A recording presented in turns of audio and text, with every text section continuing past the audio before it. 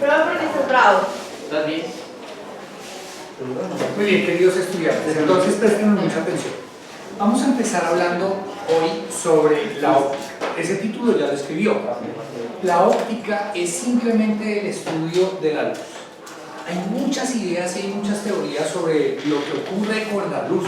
Algunas personas, incluso en años, mucho tiempo atrás, postulaban que nosotros podíamos ver gracias a que todos los cuerpos emitían luz.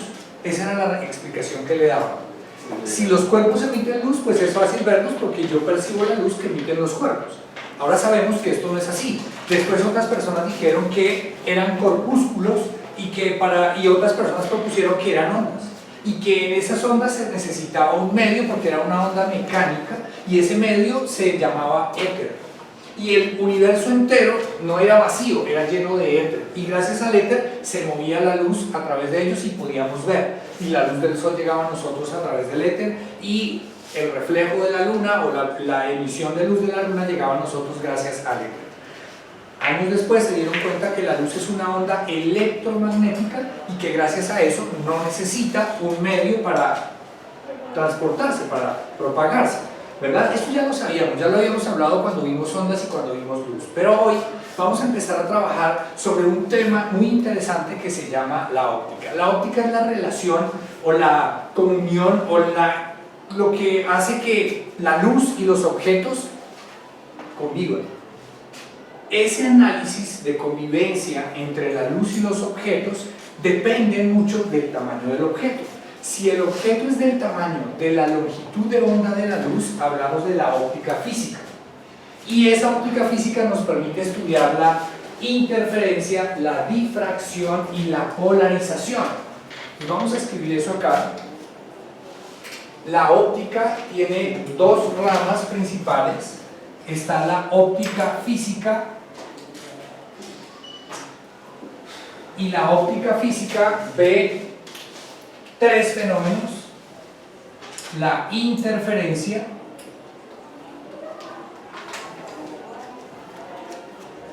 la difracción y la polarización. Esto ocurre cuando los objetos son del mismo tamaño o por lo menos semejante, de tamaño semejante a la longitud de onda de la luz, a lambda. Lambda es la longitud de onda. Lambda es la longitud de onda de la luz.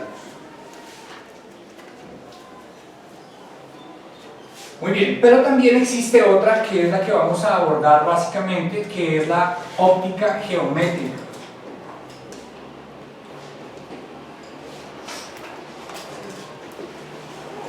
La óptica geométrica entonces refiere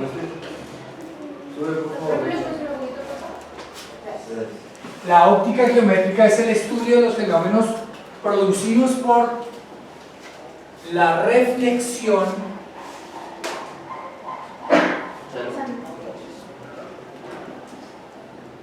y la refracción.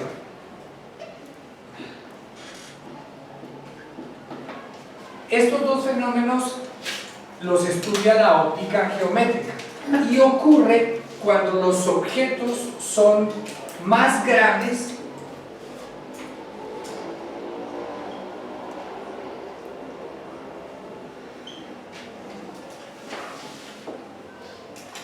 comparados con la longitud de onda de la luz, más grandes que lambda. Muy bien.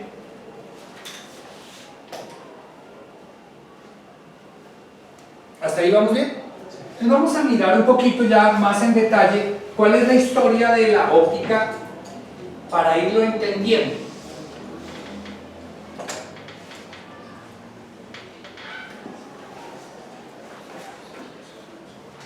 Muy bien, una definición de óptica. La óptica estudia la luz, la forma en que es emitida por los cuerpos luminosos y la manera en que se propaga a través de cuerpos transparentes o translúcidos o es absorbida.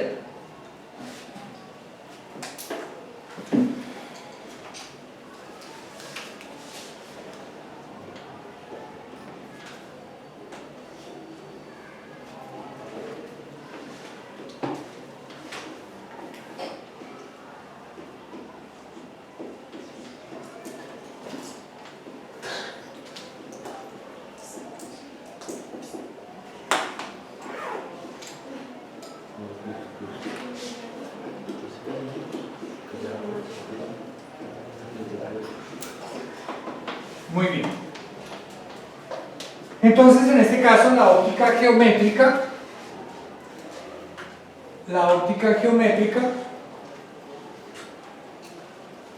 estudia por medio de representaciones geométricas los cambios de dirección. Entonces, la óptica geométrica está específicamente centrada en los cambios de dirección de la luz. La luz siempre viaja en línea recta, siempre, a menos que haya algo que se interponga en su camino. Entonces, si algo se estrella, pues la luz ya no sigue viajando, ¿verdad? O puede reflejarse o puede refractarse. Entonces, por eso vamos a estudiar en la óptica geométrica esos dos casos, reflexión y refracción. Muy bien, ¿cuál ha sido la evolución? Entonces les decía yo que hubo un personaje en la antigüedad que dijo que los cuerpos emitían luz. Ese era Demócrito. Si quiere escribir eso, escríbalo simplemente como Demócrito. Y él dijo que la luz, que los cuerpos emitían luz, y esa era la razón por la cual podíamos ver. Muy bien, luego vino Isaac Newton. Él habló de la luz como quantum, como corpúsculos, y él decía que esas partículas, o sea que la luz se comportaba como una partícula, y digamos, confesión, por decirlo así, o sea, eso que él dijo en su momento, nos ayudó a entender por qué había reflexión, refracción, inflexión, y por qué habían colores. Esa característica, ese enunciado de Newton en su época nos permitió ver todo esto. Entonces, de hecho, su teoría se llamaba la teoría corpuscular. Después de eso, entonces vino otra persona, Christian Huygens, y él planteó la teoría ondulatoria de la luz. Pero entonces de ahí surgió la teoría del éter que le mencionaba hace un rato. Ellos decían, o Huygens decía, que con Hooke, junto con Robert Hooke, que la luz se propagaba por medio de ondas, pero era una onda mecánica, y por eso surgió la teoría del éter. Más adelante Maxwell descubre que la luz no es una onda mecánica, sino es una onda electromagnética, y por lo tanto no necesita la luz de un medio para transportarse. ¿Cómo descubre eso? Todo eso fueron experimentos que se fueron realizando, pero fíjate que mencionan que a través de circuitos eléctricos y a través de la electricidad se dieron cuenta de que la luz no necesitaba un medio para transportarse. Y luego viene Hertz.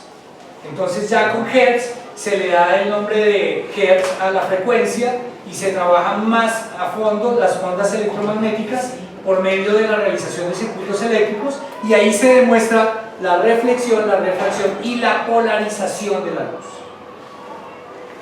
Eso es lo que tiene que ver un poquito con la evolución. Hay una definición interesante, no solamente con óptica, sino hablando específicamente de luz. La luz es una forma de energía representada por el conjunto de radiaciones electromagnéticas que se propaga en línea recta. Entonces, esa es otra definición interesante. Vamos a escribir acá: luz es una forma de energía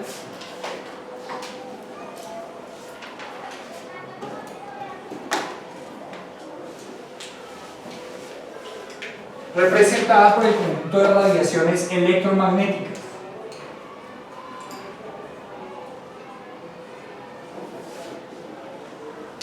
que se propaga en línea recta.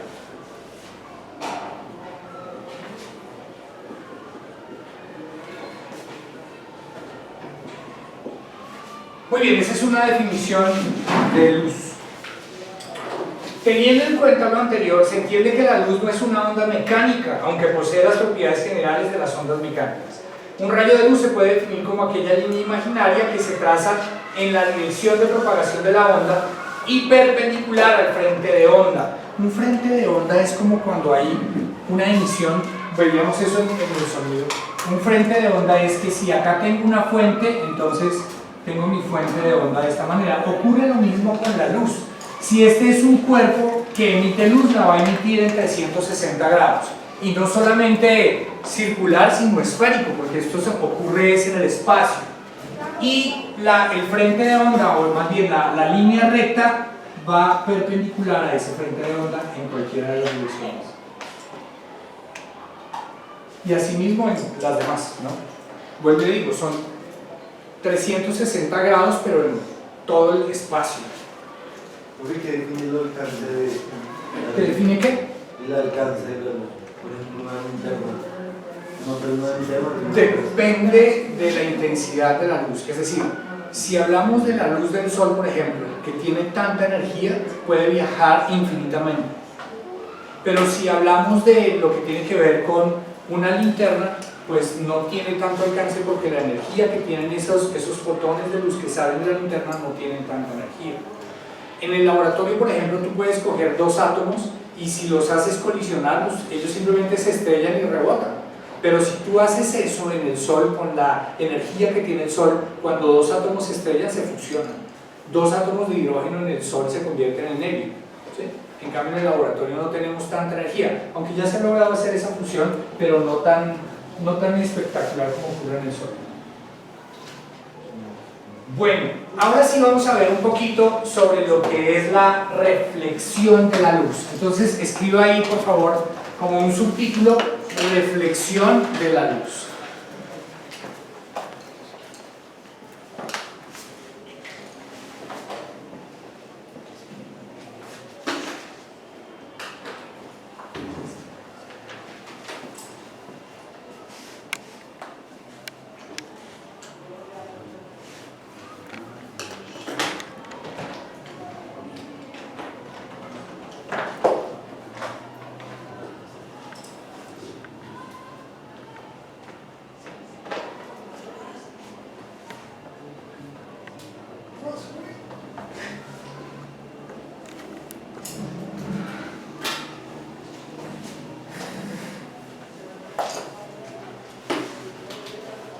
Muy bien, vamos a trabajar entonces la reflexión de la luz y vamos a entender primero a qué se refiere la reflexión.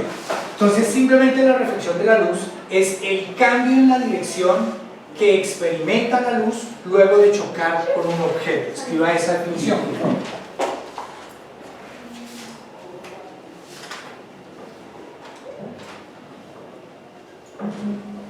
Reflexión es el cambio de dirección de la luz después de chocar con un objeto.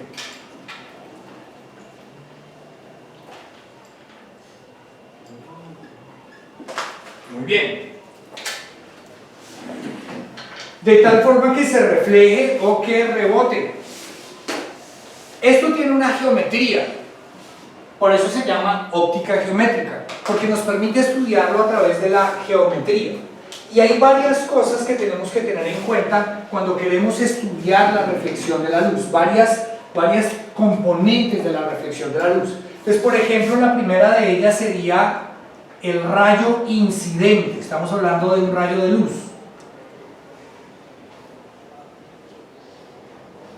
Pero si hay un rayo incidente, pues también tiene que haber un rayo reflejado.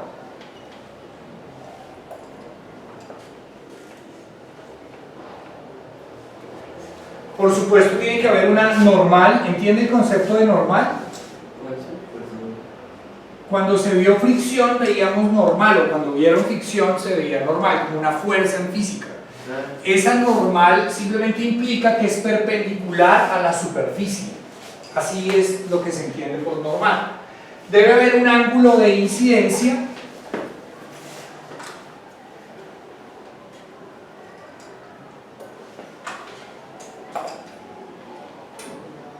y un ángulo de reflexión.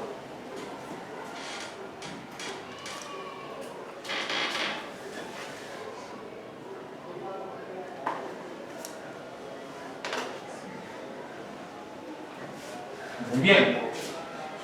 Vamos a hacer una gráfica donde se muestra todo esto. Imagínense una superficie que refleje la luz como un espejo.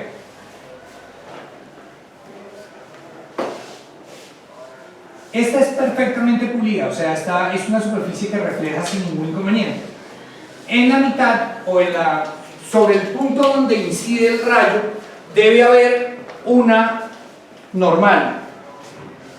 Es obligatorio que donde incide el rayo haya una normal.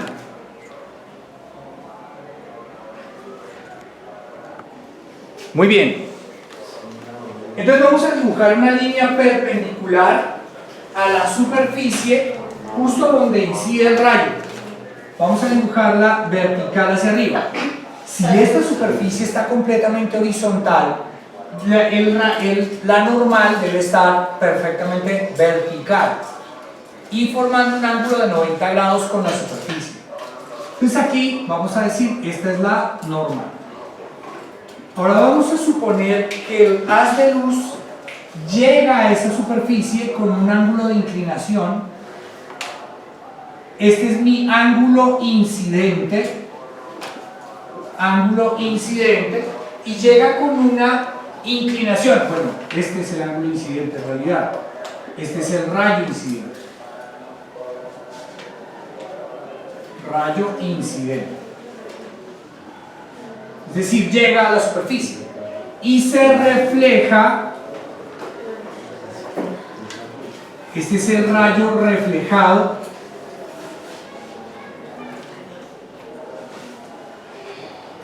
Y acá está el ángulo de reflexión.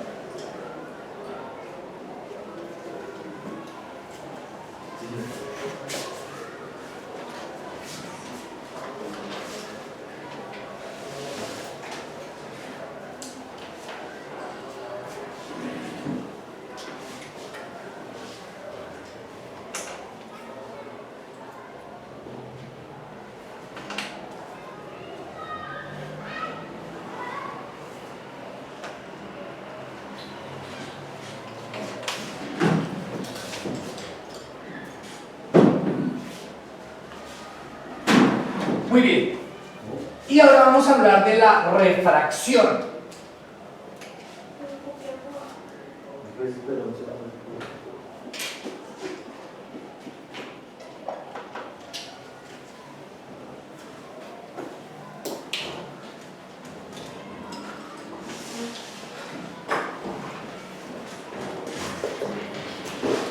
Tengo una pregunta. Sí, señor. ¿Cuál es la diferencia entre el rayo incidente y el rayo reflejado? Muy bien. El rayo incidente es el que llega y el rayo reflejado es el que sale. Ah, Simplemente, bien. Gracias por preguntar. Bueno, muy bien, seguimos. Por favor. Vamos a hablar de la refracción. En cuanto a la reflexión, no hay cambio de medio. Fíjese que si esto es un espejo, la luz viene en el aire, golpea el espejo y se regresa en el mismo espejo. No hay ninguna dificultad. Pero la refracción se define como el cambio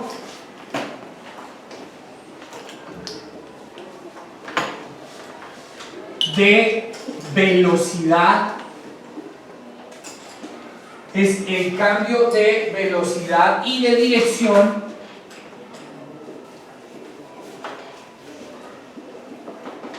al cambiar de medio.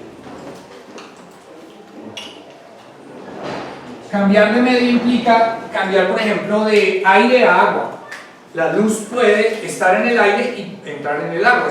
Si usted recuerda, cuando usted está en la piscina y abre los ojos, puede ver hacia afuera. Eso implica que la luz que está afuera entra al agua y llega a sus ojos. Por eso usted puede ver. En ese caso también aplicaría, por ejemplo, un vidrio. Sí, efectivamente, pero el cambio está o radica en que pase del aire al vidrio, ¿verdad? Ese es el análisis. Ahora, que después vuelva a salir del vidrio al aire, serían dos formas de reflexión.